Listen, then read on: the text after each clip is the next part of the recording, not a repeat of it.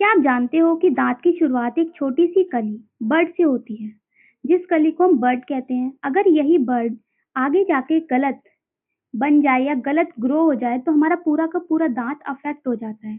आज हम समझेंगे bud stage of tooth development के बारे में। बर्ड स्टेज कब ग्रो होती है, कौन सी टाइम पीरियड होता है जब बर्ड स्टेज निकलना शुरू होती है, और बर्ड स्टेज इतनी इम्पोर्टेंट क्यों है, कैसे वो हमारे टूथ के फॉर्मेशन को अफेक्ट करती है। तो ये एग्जाम पॉइंट ऑफ व्यू से बहुत इंपॉर्टेंट क्वेश्चन है, और ये मोस्ट ऑफ टाइम हमारे एग्जाम में ये टॉपिक रिपीट होता रहता है।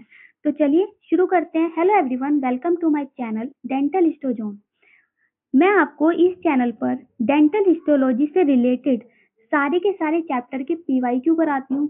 बिल्कुल सिंपल लैंग्वेज में समझाने की कोशिश करती हूँ, क्योंकि फर्स्ट ईयर बीडीएस स्टूडेंट्स को डेंटल हिस्टोलॉजी सब्जेक्ट उनके लिए बहुत न्यू सब्जेक्ट होता है, तो उन्हें हार्ड बहुत ज़्यादा प्रॉब्लम आती है इस सब्जेक्ट से डील करने में, इस सब्जेक्ट को इजी तरीके से समझने में। इस वजह से इस चैनल पर आपको डेंटल हिस्टोलॉजी से रिलेटेड सारे के सारे चैप्टर के पीवाईक्यू मिलेंगे। बिल्कुल सिंपल लैंग्वेज में समझाऊंगी विद डायग्राम, ताकि आपको इन क्वेश्चंस के बिहाफ पे आपका पूरा का पूरा सिलेबस कवर हो जाए, सारे नोट्स प्रिपेयर हो जाएं, ताकि आप आराम से अपने एग्जाम में स्कोर कर सको। आपको अलग से नोट्स बनाने की बिल्कुल जरूरत नहीं पड़ेगी। मैं आपको हर एक टॉपिक क्लियर करती हूँ, हर एक टॉपिक को कवर करती हूँ। तो चलिए शुरू करते हैं आज का हमारा क्वेश्चन। आज हम एक शॉर्ट नोट लेंगे जिसका नाम है एक्सप्लेन द बर्ड स्टेज। आज हम पूरी बर्ड स्टेज के बारे में समझेंगे। क्या होती है बर्ड स्टेज, कब ग्रो होती है, कौन से टाइम पीरियड में निकलती है, कैसी ये दांत के ग्रो होने को अफेक्ट करती है हमारे टूथ को। तो चलिए शुरू करते हैं अपने इस क्वेश्चन को। एक बार फिर से हम अपना क्वेश्चन पढ़ लेते हैं, एक्सप्लेन द बर्ड स्टेज। सबसे पहले देखते हैं हम इस क्वेश्चन का इंट्रोडक्शन देखना बहुत जरूरी है। तो चलिए देखते हैं। The bud stage is the first morphological stage of tooth development. Tooth development की ये फर्स्ट मॉर्फोलॉजिकल स्टेज होती है। In this stage the dental lamina proliferate downward into the ectomesenchyme to form tooth bud. इसका मतलब है, इसे मैं simple language में समझाती हूँ कि बर्ड स्टेज टूथ डेवलपमेंट की एक फर्स्ट मॉर्फोलॉजिकल स्टेज होती है। क्या होती है? फर्स्ट मॉर्फोलॉजिकल स्टेज होती है। इस स्टेज में डेंटल लैमेला नीचे की तरफ ग्रो करता है और एक्टोमीसेनकाइमा के अंदर एक छोटी सी बर्ड जैसा स्ट्रक्चर बनाता है, जो आगे जाके टूथ जम बन जाता है। इसका मतलब है, अगर आपने मेरे इससे पहले वाले लेक्चर नहीं देखे तो आपको ये समझ नहीं आएगा। तो चलिए इसे बिल्कुल अच्छे से समझाते हैं कि जब हमारा टूथ बनना या टूथ इरप्ट होना शुरू होता है, उससे पहले क्या होता है। जो हमारी ओरल कैविटी होती है उसके अंदर ओरल एपिथेलियम होती है। क्या होती है? हमारी ओरल कैविटी की जो इनर मोस्ट मतलब आउटर मोस्ट कवरिंग होती है, वो होती है हमारी ओरल एपिथेलियम सॉरी। तो ओरल एपिथेलियम जो होती है हमारी, वो अंदर की तरफ ग्रो करती है ऐसे, ठीक है। और अंदर यहाँ पर बहुत सारे टिश्यू होते हैं। ये तो हो गई हमारी ओरल एपिथेलियम, और ये अंदर की तरफ ग्रो हुई। इसके अंदर जो टिश्यू होते हैं वो होते हैं एक्टोमीसेनकाइमा, ठीक है। कौन से टिश्यू होते हैं? एक्टोमीसेनकाइमा टिश्यू होते हैं। और ओरल एपिथेलियम जब अंदर की तरफ ग्रो होती है तो एक स्ट्रक्चर बनाती है ये। इस स्ट्रक्चर को हम कहते हैं डेंटल लैमेला। और डेंटल लैमेला कुछ टाइम बाद एक स्वेल यानी फूला हुआ स्ट्रक्चर बनाता है, जिसे हम कहते हैं बर्ड। ये एक बर्ड जैसा स्ट्रक्चर फॉर्म करता है। इस स्ट्रक्चर की वजह से ही इस स्टेज का नाम क्या पड़ गया? बर्ड स्टेज पड़ गया। तो आपको समझ आया होगा जो लाइन है कि इसमें इस स्टेज में डेंटल लैमेला क्या होता है? प्रोलिफरेट होता है डाउनवर्ड, यानी अंदर की तरफ ग्रो होता है। और अंदर कौन से टिश्यू में जाता है? वो एक्टोमीसेनकाइमा टिश्यू के अंदर ग्रो होता है और एक बर्ड जैसी स्ट्रक्चर को फॉर्म करता है। आगे देखते हैं कि ये स्ट्रक्चर कब फॉर्म होता है। Around 6 to 8 week of intrauterine life, यानी प्रेगनेंसी के 6 से 8वें हफ्ते में ये स्ट्रक्चर बनना शुरू हो जाता है।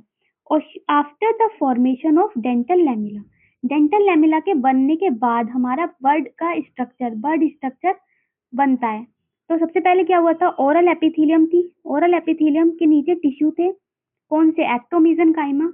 ओरल एपिथेलियम अंदर की तरफ ग्रो हुई। कब ग्रो हुई? 6 से 8वें हफ्ते में प्रेगनेंसी के। अंदर की तरफ जब ये ग्रो हुई तो इसने एक स्ट्रक्चर बनाया जिसे हम कहते हैं डेंटल लैमिला। इस डेंटल लैमिला ने एक बर्ड जैसा स्ट्रक्चर बनाया, इसे हम कहते हैं बर्ड। और इसी बर्ड की वजह से इस स्टेज का नाम पड़ा बर्ड स्टेज। ठीक है, तो चलिए आगे बढ़ते हैं। ये डायग्राम है, ये मैं जब पूरा आंसर आपको बता दूंगी उसके बाद ये डायग्राम एक्सप्लेन करूंगी। आगे देखते हैं अपना question. What happen in bud stage? Cells of the dental lamina multiply rapidly. जो डेंटल लैमिला होता है वो अपने आप को कैसे करता है? मल्टीप्लाई करता है बहुत जल्दी जल्दी। दे फॉर्म राउंडेड ओरल और ओवल एपिथेलियम स्वेल। इसका मतलब है कि जब डेंटल लैमिला बना, ठीक है, डेंटल लैमिला बना, इसने एक स्वेल राउंडेड और स्वेल लाइक स्ट्रक्चर बनाया। ठीक है, दी स्वेलिंग ग्रोथ डाउनवर्ड एक्टोमीसेनकाइमा। और ये जो स्वेलिंग, जो ग्रोथ हुई इसमें डेंटल लैमिला की, जो अंदर की तरफ ग्रोथ हुई वो किसके अंदर हुई? एक्टोमीसेनकाइमा टिश्यू के अंदर, क्योंकि यहाँ पर सारे में क्या है? एक्टोमीसेनकाइमा टिश्यू है। और कैसी ग्रोथ हुई? डाउनवर्ड, यानी नीचे की साइड। ईच स्वेलिंग रिप्रेजेंट, और ये हर एक स्वेलिंग क्या रिप्रेजेंट करती है? टूथ जम को रिप्रेजेंट करती है। ठीक है, इसका मतलब है कि जब डेंटल लैमिला एक्टोमीसेनकाइमा टिश्यू के अंदर ग्रो हुआ और उसने एक स्वेल, फूला हुआ स्ट्रक्चर को फॉर्म किया, एक बर्ड जैसे स्ट्रक्चर को बनाया, उसे हम कहते हैं बर्ड स्टेज। और बर्ड स्टेज जो होती है वो इनिशियल स्टेज होती है, फिर इनिशियल टूथ जम सेल होती है जो फ्यूचर में हेल्प करती है टूथ के फॉर्मेशन में। In this stage only epithelium actively is seen. इसमें ओनली एपिथेलियम रोल प्ले करता है। No differentiation of cells, cells अपने आप को बहुत ज्यादा डिफरेंशिएट नहीं करती। No tooth shape is visible. इस स्टेज में हम ये नहीं बता सकते कि टूथ की शेप कैसी होगी, हमारे जो दांत बनेंगे उसकी शेप कैसी होगी। इस स्टेज में हम सिर्फ बता सकते हैं पहला पोजीशन के बारे में कि हमारा जो दांत है वो कहाँ से इरप्ट होगा, कहाँ से निकलेगा। दूसरा हम बता सकते हैं कि कितने नंबर ऑफ टूथ इरप्ट होंगे, यानी इसमें नंबर और पोजीशन के बारे में हम बता सकते हैं इस स्टेज में, लेकिन हम शेप ऑफ टूथ की शेप के बारे में नहीं बता सकते। आगे देखते हैं अपने क्वेश्चन में। कंपोनेंट्स इन्वॉल्व डेंटल लैमिला, इसमें डेंटल लैमिना इन्वॉल्व होता है जो बर्ड का फॉर्मेशन करता है। एक्टोमीसेनकाइमा होते हैं जो ओरल एपिथेलियम के नीचे प्रेजेंट होते हैं और वो अपने आप को सराउंड करते हैं। बर्ड डज नॉट डिफरेंशिएट, इसका मतलब है कि जो हमारी ओरल एपिथेलियम थी अंदर की तरफ वो ग्रो हुई थी, डेंटल लैमिला का फॉर्मेशन किया था, उसके बाद एक बर्ड स्टेज बनी थी। तो इसके जो चारों तरफ टिश्यू थे वो कौन से थे? एक्टोमीसेनकाइमा टिश्यू थे। ये टिश्यू बर्ड स्टेज के चारों तरफ अपने आप को क्या कर लेते हैं? सराउंड कर लेते हैं। बर्ड स्टेज के चारों तरफ अपने आप को सराउंड कर लेते हैं। ठीक है, आगे देखते हैं हिस्टोलॉजिकल फीचर।